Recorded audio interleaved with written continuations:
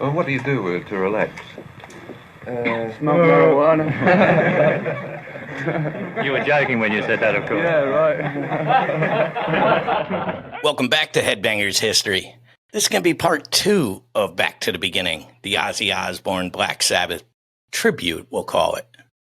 It was a celebration, let's not lie. But we're midway. Midway, we already did the first 5 bands. You can go back and watch that. But we're midway through this historic day at Villa Park. The first 5 bands stoked the fire. Now it's time for the superheroes, Sonic Doomsday, and surprise crescendos. Let's dive.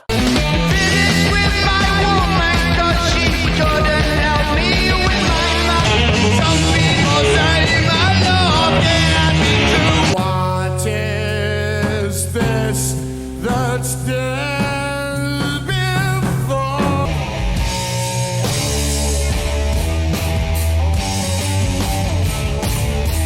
Revolution in the night, the driven start to my heart. So Supergroup A, a powerhouse lineup. Lizzy Hale, Jakey Lee, Nuno Betancourt, David Draymond, Frank Bello, Sleep Token 2, Adam Wakeman, Mike Borden, Dave Ellefson, and Scott Ian.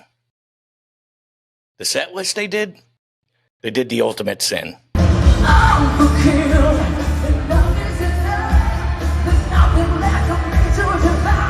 They did Shot in the Dark.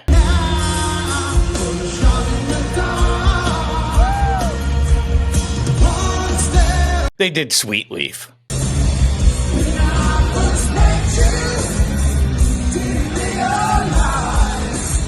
And they did Believer.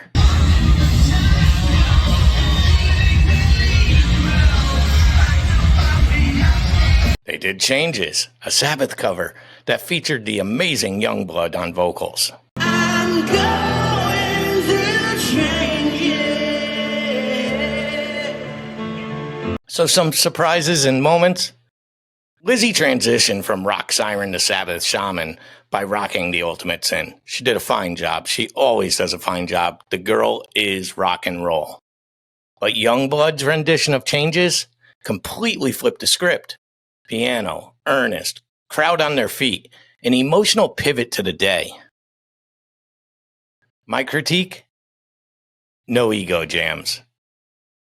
It was tightish, respectful, rich in textures. It was a true homage without showboating.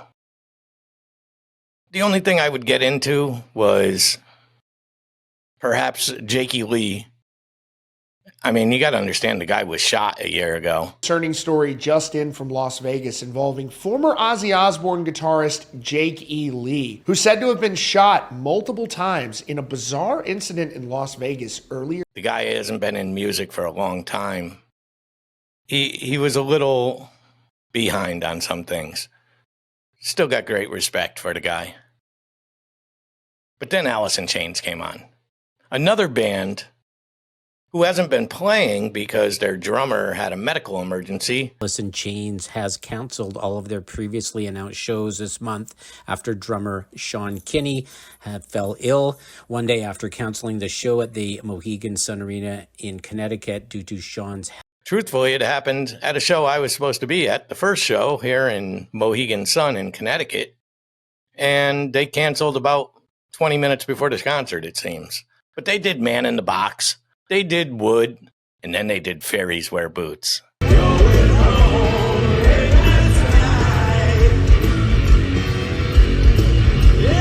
It was moody, haunting, harmonies bleeding through midday sunlight. Fairies Wear Boots felt heavier, and it felt authentic to Sabbath. My only critique?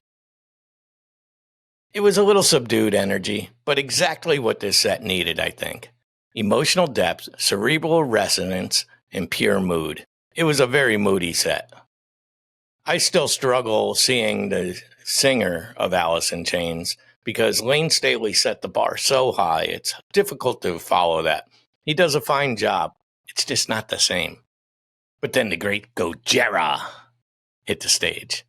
Man, I love this band. They started with Stranded.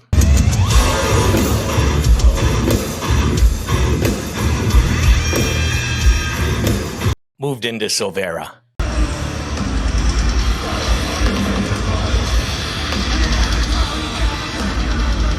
Mea culpa. Ah, callada. I don't even know how to say that. Zoo. You may be the single dumbest human. But it featured Marina Viati. And then they did Under the Sun, a Sabbath cover debut. It was intricate, polyrhythmic, heaviness. Marina Viati's vocals on Mea culpa added haunting beauty. Their Sabbath cover was crisp, loving, a fearless statement debuting on the stage. They solidified that metal isn't a relic. It's a living, evolving force. They showed dynamic range. They showed great musicianship. I look forward to the future of Gojira. And then they had this drum off. They were pushing this drum off pretty big. It was Travis Barker, Blink-182, Danny Carey of Tool, and Chad Smith of the Red Hot Chili Peppers. All three great drummers, great percussionists in their genres. To me, Danny Carey just stands out. He's my Neil Peart. It wasn't all they made it out to be initially. It was fine, but they didn't let loose or anything. But then they performed Symptoms of the Universe. So they had a rotating drum setup where you go, you go, you go. They traded off on fills. Some people said Barker stole the show. He is very dramatic with his playing versus Danny Carey. He was the winner by consensus, I suppose, but who cares? This wasn't a win or lose type situation. They're all millionaires. But the crowd erupted. It was ecstasy. Proof metal's heartbeat is universal. To me, it was a risky move. Could have easily become a gimmick. But it grounded the show in pulse, intensity, technical pride. It was a nice little break, because this was a long day. But then Supergroup B took the stage. This one I had some problems with, but nothing major. Billy Corgan, Tom Morello, KK Downing, Adam Jones, Rudy Sarzo, Chad Smith, Sammy Hagar, Vernon Reed, Tobias Ford, Steven Tyler, Ronnie Wood, and Andrew Watt. So they did Breaking the Law.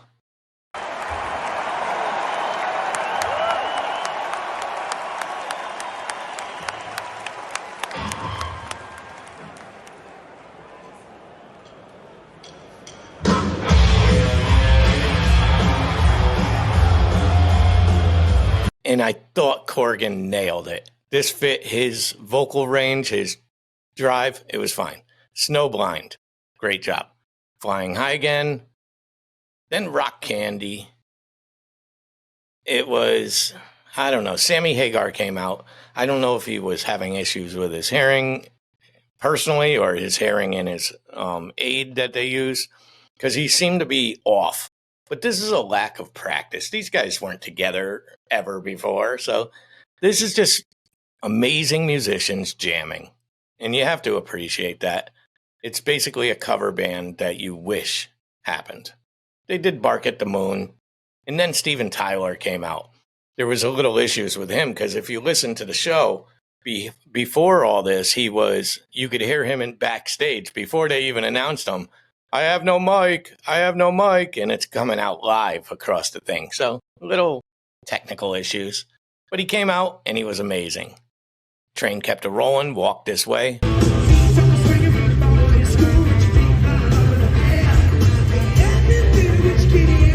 Whole Lot of Love by Zeppelin. Steven Tyler still has it. He does. Ronnie Wood joined him. Andrew Watt. Crowd explodes at Zeppelin and Aerosmith moments. This is England. Led Zeppelin's got to be very important. Flying High Again with Hagar. It was unexpected. I suppose it was uplifting. But Corgan's led Breaking the Law felt straight from Judas Priest's garage. So this was a clusterfuck, but instead it genre blended celebration, rock synergy at its finest. There was no one dominating the stage. So wrapping this up, we had supergroups, drum off, emotional peaks, few lows. This middle section didn't just blind energy. It smashed it. Listeners, that drum circle in the Super B's choice built a bridge straight to the finale. So in part 3, this is where it gets good because we're going to hit Pantera ripping Mosh Pit open, Tool's Transcendence, Slayer's Fury, GNR's Swagger, and Metallica's Mechanical Power. And then we move on to Ozzy's solo set and the historic Sabbath closer. You don't want to miss it. I'm Fred Carroll for Headbangers History, where every riff tells a story. I'll see you again soon.